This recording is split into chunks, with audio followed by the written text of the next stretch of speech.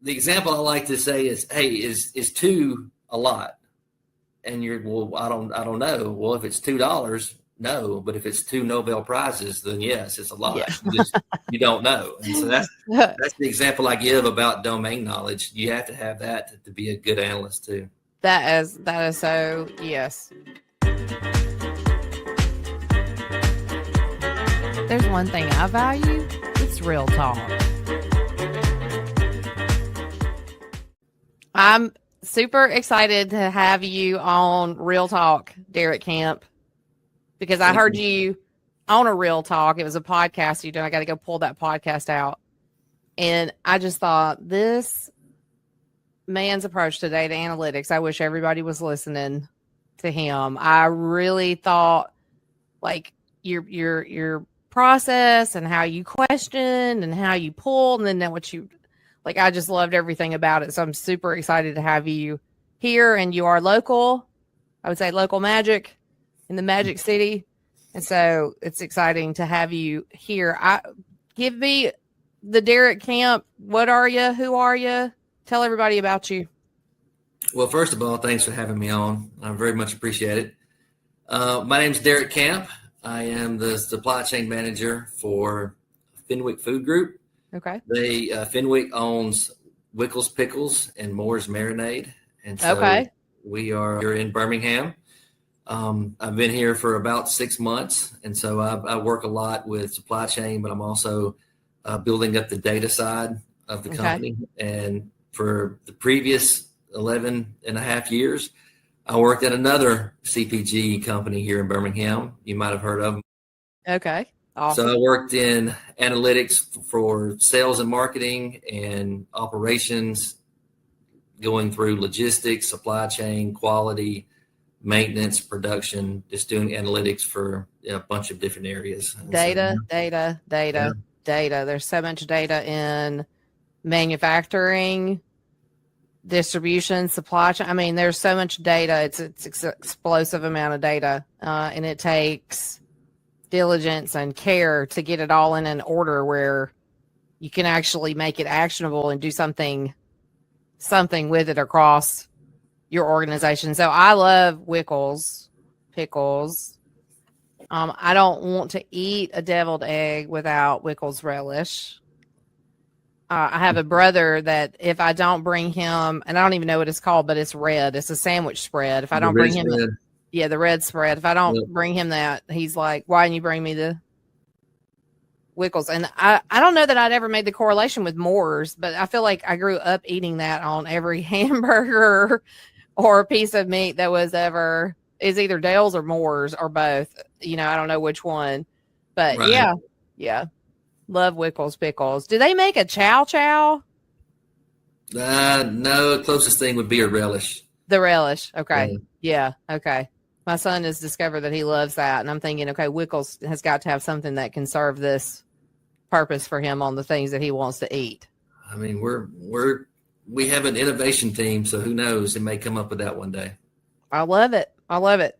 So everybody that comes on the show gets the same questions, and I love that part of this because I love to see how people answer questions. And I know from data, you put a data prompt out there, everybody who responds to it's going to have a different response to it. And it's been fun working with professionals, local and otherwise, to ask these questions. I think it's important for people to hear from us so they can learn how to make adjustments and pivots, which is a very data thing to do throughout their career. So I'm going to dive right on and just say, let's talk about some of your earliest career-related pivots.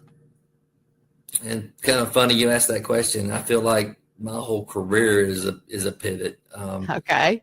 I started out in college. I majored in geography and earned a master's in marketing. And so you put those two together, it's sort of an odd combination, but I wanted to do site selection. So if I worked for Walmart, I would pick out the site for the new Walmart.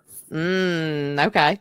And so, that didn't pan out. I went to work for a GIS company, a Geographic Information Systems company, and then kind of pivoted into banking and then pivoted to retail and then in marketing roles. And then, somehow ended up in a CPG company and working in data and now working in supply chain. And if you were to go back in time and tell my college age self, when you hit this point in your career, you're going to be working with data and you're going to be working in supply chain, I would be thinking, are you crazy? Yeah. What are you talking about? Yeah. I haven't even studied any of that.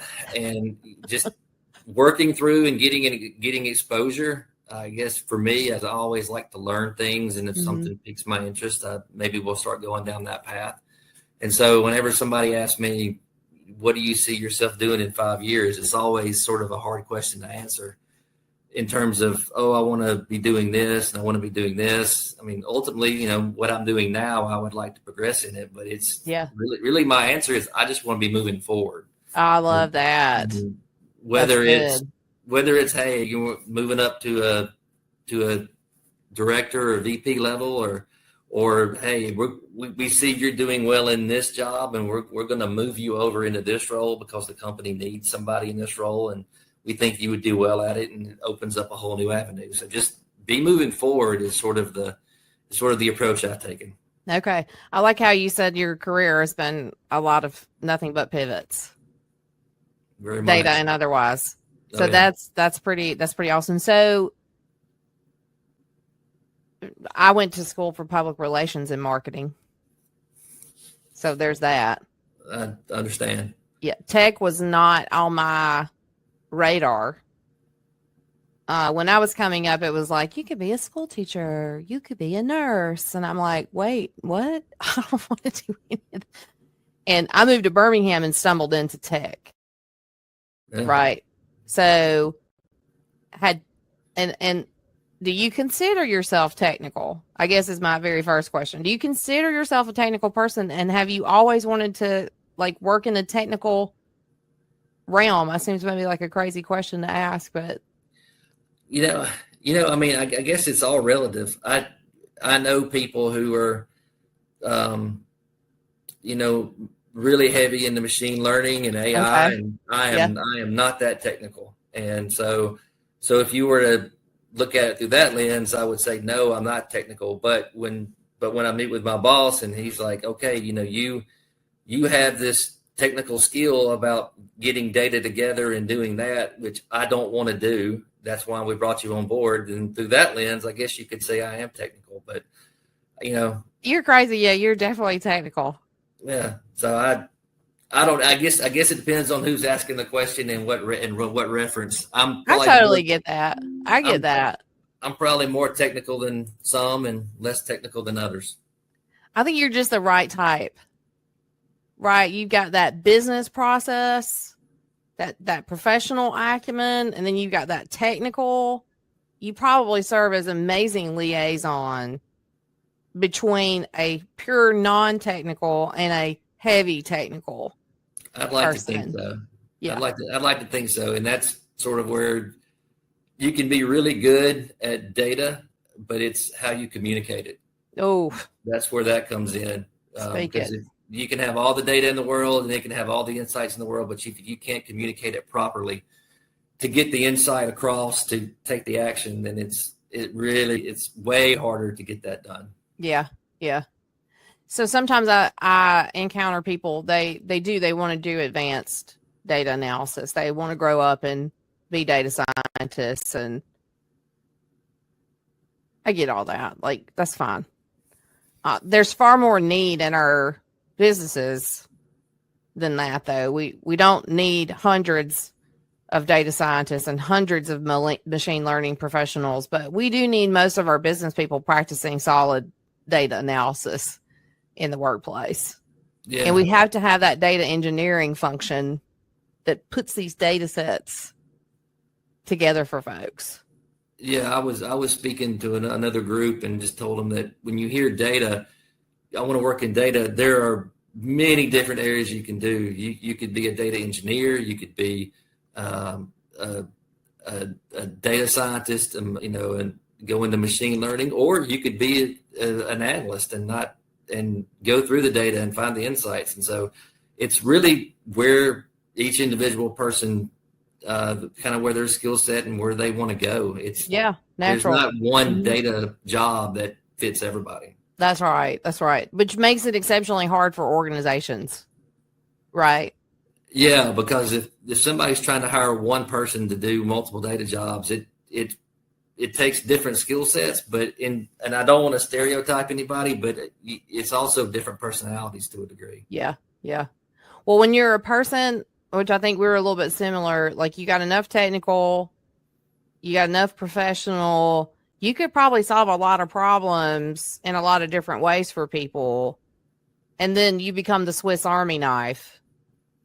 And then they want nothing but Swiss Army knives forever. And it's like, well, you got lucky to land that little Swiss Army knife inside your organization. And not everybody can go different directions. Some people do. They are highly inclined to go very specialized in this one direction. And I think it does make it challenging for us to, find the right people for the right roles. Cause like a data analyst over here is not the same as a data analyst over here.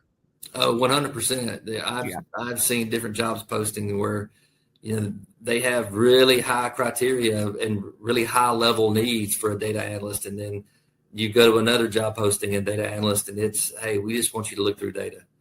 We don't want you. You don't need to be able to be a complicated data scientist to do that. And so if you ever see a job description, you need to kind of read through it and just make sure you understand what they're asking for, regardless of what the title is. Yeah. I love how you talk about clean spreadsheets and realizing that, there's sometimes your spreadsheets are not always, or your data sets are not always clean when they come to you. Yeah. I tell you, I took a sort of a non-traditional approach to data, like career path, I guess, speaking. I just kind of went into a company and they had a lot of nice, clean data sets. And so it was a lot way easier. You could just kind of pull it. You could manipulate it how you wanted to. You could find your insights, and you didn't spend a lot of your time cleaning the data. There was some you had to do, but then I worked on one project where the data was just in disarray, and it was a mess, and it took forever to clean it up. And you had to make sure that you were doing it right. You weren't losing data from one, column to another. And so, if you and your job and you get to work with clean, structured data, then go thank whoever set it up for you. Because thank all the data engineers. Yeah. That has provided you this data set. Yeah. Take them to lunch or something, because you don't know how good you have it. Yeah. This is something that in our collegiate programs, when we work with students, this is one of the key things we have to break down for them, because we'll show up and we'll give them the prompts and we'll say, this is what we want you to do. And they're like, where's the data? I'm like, what do you mean? Where's the data? You gotta go get it. And they're like, what do you mean go get it? I'm like, you got to go get it. I'm not handing it to you. You have to go. Well, we don't have any data. And so their response was, we'll call the customer. And these are real customers, because we do real life, real projects, like real hands-on. There's just low stakes. Call the customer, like, well, hey, I would like to know, do you have data about this? Or can you give me a data set about this? And so then they start receiving different data sets. And they're like, none of this stuff is together. How do I put all this together? I'm like, what do you think the job is? Yeah. I mean, people get this impression sometimes that if you work in data and you're just making reports and running reports, and that's not the whole job. That's the end of it. I mean, yeah, that's the end of it. If you're lucky enough to get clean data, then most of your time is spent digging through it. And if you don't have clean data, then a lot of your time is spent cleaning the data. Yeah. I think it's hard for people. I don't know. I have the value of, like, I can design databases and warehouses and software. But the way we store data and the way we report data have totally different. Like when we're designing data to be stored, we're trying to, like, not replicate it, not duplicate it, not make it redundant. And when we report on it, we're like pulling it all together and saying, let's hook this to this. And then there is some redundancy and it's great. But like they're two totally different things, to store data and then to display data. Yeah. And then when you're building it, you have to build the data and keep in mind how you're going to be using it for reporting. Yes. And it has to, at the same time, remain repeatable. So you can have new data. Yes. Without having to rebuild the process. Yes. Every single week or month or yeah. I love that. I love every part of the job. I just love every part of the job. I don't do every part of the job, but I love every part of the job. Yeah, I love seeing it all come together. There's something about the satisfaction you have after you're talking about you had to rebuild the report every week to do this, and then you get to come in and hit the refresh button. And then it's just done for you. That is, you're talking about a pivot. That was the day I could do that was fantastic. It's just a life-changing feeling when you can automate. Yes. And when you realize, wait a second, who cares how you even automated it? As long as you took a legitimate path and documented it and you worked within the constraints and all that, like when you automate something and you save either your self time or others time or in an organization at scale time, it is hard to beat. Yeah, it reminds me of a story. I was working with our director of logistics, and she needed some information, and so I pulled it together for her pretty quick and sent it to her, and we had gotten her spoiled because then she wrote back on Teams, well, can I just refresh this, or do we have to do this every week? And so, we'd gotten her spoiled to just going in and it was sort of a power query into Excel for her. I love it. And she had just gotten spoiled because it used to be, hey, I gotta re-pull this data and format it, and now it was, here's the report, hit refresh, and you're good for last week's data. I can never get tired of that. Yeah, and so I had to give her a hard time about it. We're pretty close, and I was just thinking, I sent a joke back to her about it, but definitely from when I worked at, we got the operations team kind of spoiled with that. Yeah. Well, I mean, we can do that today. Like I've been working, trying to do the same thing for 25 years. It is way easier today, even if it is an Excel and Power Query and connected to some system somewhere or modeled somewhere else. Like it's easier today to give those refresh buttons than ever. Oh yeah. Like the way we used to have to do it and the way that everybody has the luxury of doing it today. Ridiculous. Also scary though. Because back in the day, if you ended up with a refresh button, you had to go like you knew every single piece of where everything was because you had to basically hand build it across. We didn't have cloud software. Mm-hmm. We didn't have all these tools. We basically had servers and closets and SQL databases and applications that were brand new because the internet and websites were brand new. So we had to do a lot. Now today, like somebody could go pull a data set, generate something, create something fantastic, and it completely not be repeatable or real or validated. So there's a little bit of scary with the tools capabilities, but like, so why we focus on the foundational elements, right? It's like, how does this actually come together? Is this actually right? There's a, and I know this is true for you just because I can tell, there's a ton of analytics that happen around the data before you ever get to the analytics that you're actually performing to solve the problem. Like, how many record counts are there? Did this actually pull everything over? That sort of thing.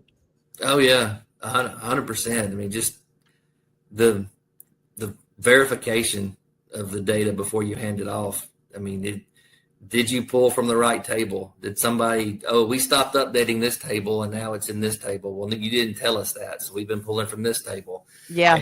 And so, I always try to work with a subject matter expert, especially when I was working, if we were working with quality, and I would team up with the quality manager, and we would get the report, we would get the data together, and then I would give it to him and say, okay, I don't know quality as well as you do, so you need to tell me, does this pass the smell test? Oh, I love that. Does this look right?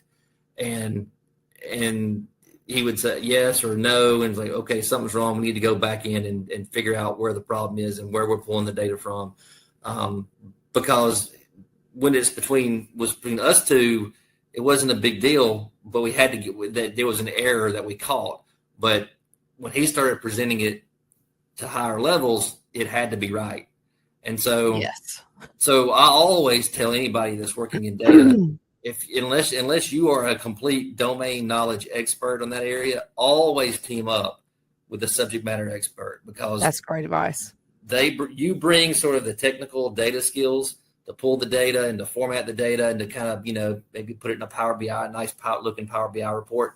But the subject matter expert has the domain knowledge that can easily pick out, this doesn't look right, this doesn't look right. Or that context. This looks perfect. Yeah, that context. Yes. So the example I like to say is, hey, is 2 a lot? And you're, well, I don't know. Well, if it's $2, no. But if it's 2 Nobel Prizes, then yes, it's a lot. Yeah. You don't know. And so that's the example I give about domain knowledge. You have to have that to be a good analyst too. That is so, yes. And how do you, because I'm assuming that, and I think you've mentioned you were able to bring up multiple junior analysts along with you. Did you have a hard time conveying that over to them? And how do you tell someone how to partner up with a subject matter expert when they themselves may feel intimidated when they're comparing themselves to a machine learning data engineer doing predictive analytics on, how we're curing cancer? You know what I mean? And you're talking about, let's get this data right inside a manufacturing plant. It's a different, how do you help them team up with when they may be feeling inadequate with their skill sets compared to something that the hype cycle is well, what I did was we hired on analysts, and we would say, okay, your focus is supply chain. And so your focus is quality, and your focus is logistics, and your focus is production and maintenance. And so, that's your realm. And so I would communicate clear that the expectation is that every day you need to be learning about logistics, or you need to be learning about supply chain, or you need to be learning about production.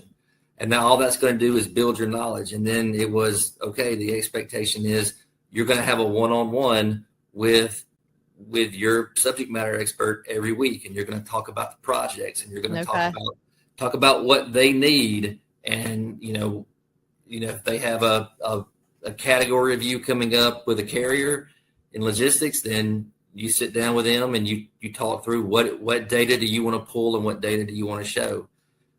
What point are you trying to get across? And so we didn't focus on sort of the external noise of, hey, this is AI curing cancer. This was, your area is logistics, or your area is quality, and it's your job to support quality through analytics.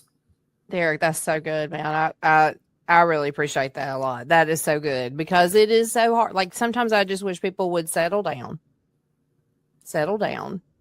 Because early in my career, I was brought in and said, this is like, here, they, no joke, brought me procedures at least this deep and said, your first weeks here are doing nothing but reading these procedures and understanding everything that happens around here. And then when I got done with that, it was like, okay, what questions do you have? And then they would route me to the people that I would then go ask questions of.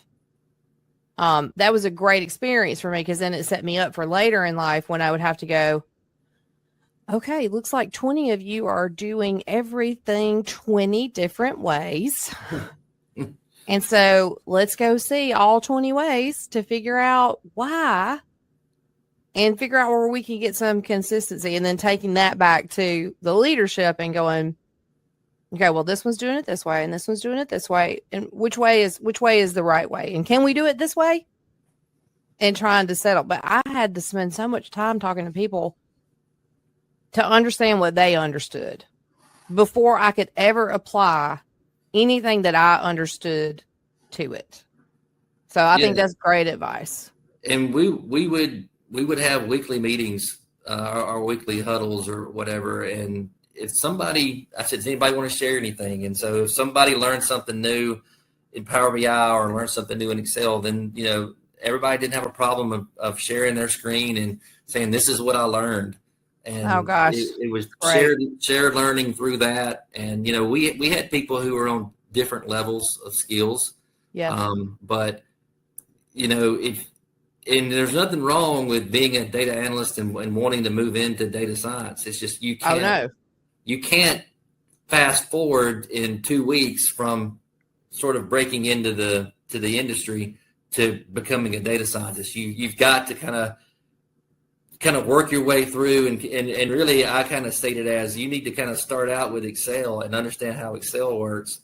Then you kind of move to SQL, and then you kind of move up because it all kind of builds on each other. It builds on each other. And gets a little more complicated, as you go along, but you'll start seeing kind of common themes here and there.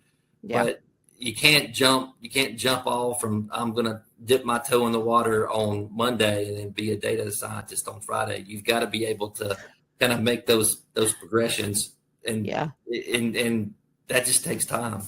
Well, it's so hard too because again, we sell that job title, but in the scheme of things, like there's going to be fewer data scientists as compared to data engineers as compared to data analysts. Like they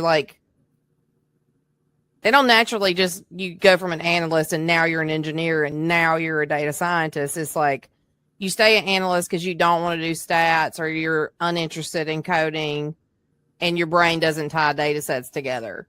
Well, if you like a little bit of coding and your brain ties data sets together, you may go from being an analyst to a data engineer, right? And then you can take those analyst skills and then rotate into being a machine learning professional. Data science, they're like solving these problems at the top. They have to have data engineers and they have to have data analysts. But I think sometimes people think I'm just going to hire a data scientist and they're going to do everything. Yeah. Data scientist is not a Swiss Army knife. There may be data scientists who are Swiss Army knives, but they have a particular place they're supposed to be and things they're supposed to be doing. They're part of a larger data science effort. Yes. Yeah.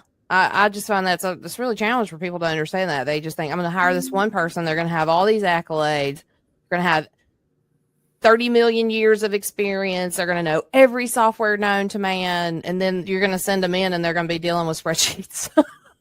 Yeah. That's, I'm going to be like, wait, what do you want me to do here? I don't do spreadsheets. Yeah. But I mean, I can't see a world where Excel goes away. I don't want it to. They put Power Query in it. I definitely don't want it to go away. I tell people don't sleep on Excel because I think it's not as sexy as learning SQL or learning Python or something. But you can. I've worked in Excel for a long time and I've barely scratched the surface because I know it's beautiful. There's so much it can do. So much it can do, and I find relief in that I don't need to use it for everything. Right? Yeah. Like I don't have to know every single ins and outs of it. And, I think about, like I grew up, my dad was a maintenance man and an electrician. So I grew up around tools. And he would go pick a tool for a particular purpose. Like if he was trying to fix something, he would go select the right tool. He wouldn't just bring a hammer or a wrench for everything. He had all the tools needed. So when people are like so isolated into this is the way we're going to fix this and this is the only tool and they're so very tool driven, I'm like, well, if this would solve your problem, do you just want to buy a fancy tool? And some tools are extremely expensive and you really don't need them to solve your problem. You could have just solved your problem in a pivot table. Yeah. And I think for me, I try to keep things simple and I think the simpler it is, the better it is to communicate it and understand it. Yes. And not that I don't like Power BI, but I can give you a great example of how we used Excel to keep things simple to communicate a point. So I had just moved to operations from sales and marketing, and the VP of operations asked operations to sort of forecast out the head count that we needed as we grew from, one shift to 2 shifts to 3 shifts and 4 shifts. And so I sat down with our logistics manager and said, okay, let's look at the forecast.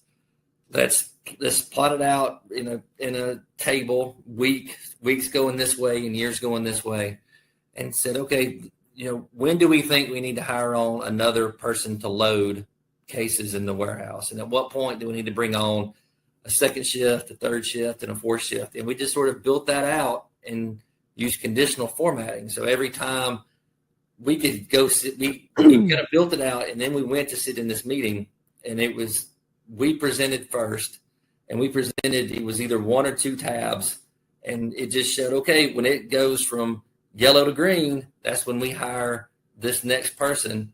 That's the next person on the head count. You can see that's a year and a half away, just based on how the table was laid out. Wow. And then we did it all the way up to we would have 4 shifts with 4 loaders a shift.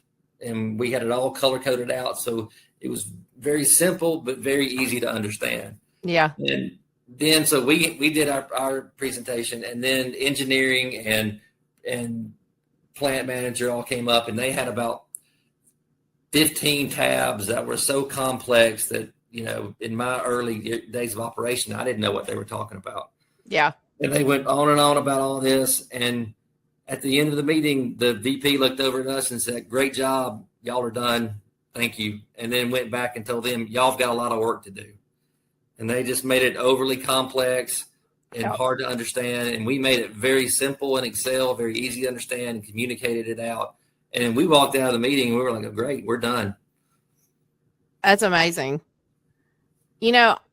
But people judge that in our industry. If you're a data professional and you say, we built this really amazing spreadsheet solution that solved all these problems and created all this time for people and whatever the great there are people who just believe it because it's Excel, it can't be amazing. And I'm like, you don't know what I know about Excel. Yeah. If you knew what I knew about Excel, you wouldn't be saying that to me. Oh yeah. The engineering. You'd be like, wait, what? You did that with Excel? Yeah. So I was sitting in my office that afternoon, and the engineering manager came up and said, hey, send me that file that you did. And they just copied that file that we did into production capacity. And that's valuable right there. Yeah. Immediate. And if it needed to get more advanced, then you've got a baseline to begin with. And then you also know, based on getting it even into the simple and workable functioning part of it, you've identified to the organization, this is a metric of value. And if its value becomes just so major to the organization, maybe it is in line for a capital budget. I mean, that's exactly what happened. The capacity chart sat in Excel for about 4 years, and it got a little more complex with, if formulas and things like that, if statements. Until it got to the point to where we were looking at building new plants. And at that point, it moved over to a Power BI report that sort of data engineering kind of took over and started working with it, and made it a lot more robust. But that's what was needed at the time, at that point in time. But when we did it, we didn't need to make it very complex. We just needed to communicate that, hey, we're okay in capacity until this particular time. And so that gives us a year, 2 years, 3 years to build another plant to get ahead. This geeks out. Robin's geeking out. Like, I love that. Like that. I love that. The value of being like, we got a year and a half from a spreadsheet that's curated monitored, following data best practices, using conditional formula. Like you just gave everybody like you got a year and a half. Okay, now you got 6 months. Where are we at on that? Like I don't something even as simple as conditional formatting. People don't understand like a leader who has to make seriously critical decisions in a very short amount of time. If you can color code it up for them and they can make a decision quicker, I don't care how you did it. Yeah. I mean, I hope you use conditional formatting because it's a time saver, but like format that thing up. As long as it's right and correct. As long as it's right. That's the big thing. But, people in the C-suite don't want to read 3 paragraphs. No. They want to read some sort of table or chart or graph with important bullet points to make the decision off of. Yes. And please give it to them. Yeah. Please give it to them. Like, why is it a problem? Like, I definitely have people who will say, I don't know why that senior leader needs that report. That report, like, we could make that report so much better. We could put that report, we can make it like they have so many big plans for this report. And I'm thinking, if that leader can't read your new planned report and make a decision because they can't read what you put together that's so pretty, that leader is not going to be as effective. So no, they're not going to like your fancy report. Yeah. They're going to want to keep it. I think it is wise to pay attention to that as an early professional for sure. Like, don't go in there and try to change your boss's reports because they look prettier in another tool. Right. I mean, and with that, you can't just give somebody a report. You've got to be able to tell them why.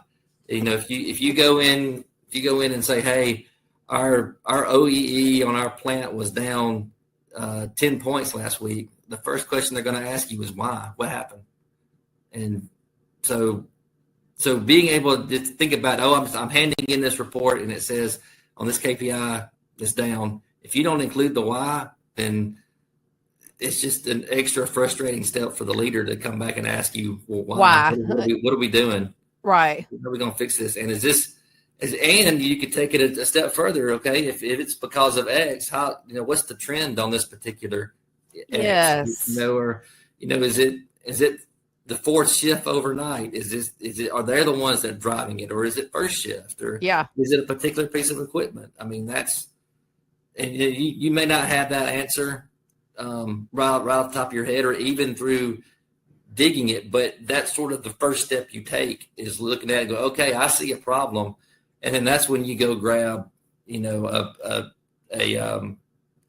subject matter expert. And I give you a great example of that. We were looking at that capacity chart, and we noticed that our single line was not going to be able to meet demand by the end of the year. And this was December, and we looked ahead in the capacity chart and said we have to get line 2 running better. And so I said, well, I don't know. I'm not an expert on line 2, but what we can do is grab somebody, the production supervisor off the floor who works with it every day.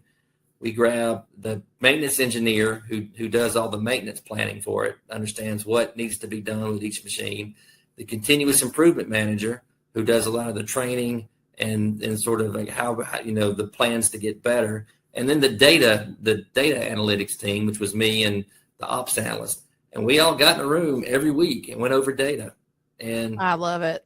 By 6 months, we had increased efficiency by 57%. And the line was fine. Yeah. Okay. Yeah. It's just because nobody could do it alone, but because everybody had different perspectives on it, we were all able to kind of pinpoint the whys behind it. That's so and great, go man. in and make corrections. Yeah, Derek, that's wonderful. Sometimes I go into organizations and I say to myself, if they knew anything about manufacturing or a production line, they would operate entirely different. Because when you're working in manufacturing, you're working on a production line, the goal is to produce at least the minimum standard level to upkeep whatever you've built. And there's that focus on, okay, well, like we hit this one number, but we're affecting this part of the line, or we're adjusting this tool on the line. And to so many offices, organizations that have no manufacturing or plant experience, like they just don't look at the world the same way. So I wonder how much of what you bring to the table is also inside that good manufacturing, like lean practices, bringing people together to discuss it. Like how much of that comes out of being in that environment? Do you mean just understanding all of it together? Yes. Like I can understand that we need to hit a certain number for demand. If customers are demanding X amount of cases that week, we have to make those cases. Yes. And so that's sort of the bottom line with it. But there's so much that goes into it to where, you've got to make sure you clean the equipment for QA to make sure that the product is not compromised. You've got to make sure that maintenance is done. The preventative maintenance, the PMs are done, the preventative maintenance to make sure that, because the old saying is, if you don't schedule preventative maintenance, then the machine will schedule it for you because it'll just break down. And so there's such a big balancing act between all of those things, not just quality and maintenance, but, training to get better and just, dealing with, people who are on their feet for 12 hours. If you have a 12-hour shift, I mean, people in some areas don't understand. I mean, that's hard work to be on. It is hard work. 12 hours and just continuing monitoring a machine. And that's why we brought in the production manager to say, okay, your perspective, what are we seeing that we need to look out for? And, and that was invaluable. I just feel like secretly inside my heart, you are able to spot data throughout a whole process, even if it's just in written form, because you see data in a production line. You can see it from, here's the quality person, here's the process person, here's the finance person, here's the customer demand. And I do spend a lot of time trying to educate people about data is everywhere we look. It's happening in real time all the time. You don't capture every bit of it in a data set, but you might need to know about it for what's captured in the data set. Yeah, I could just geek out with you all day long, Derek. We don't have time for that, though. That's unfortunate. We would need to make that happen.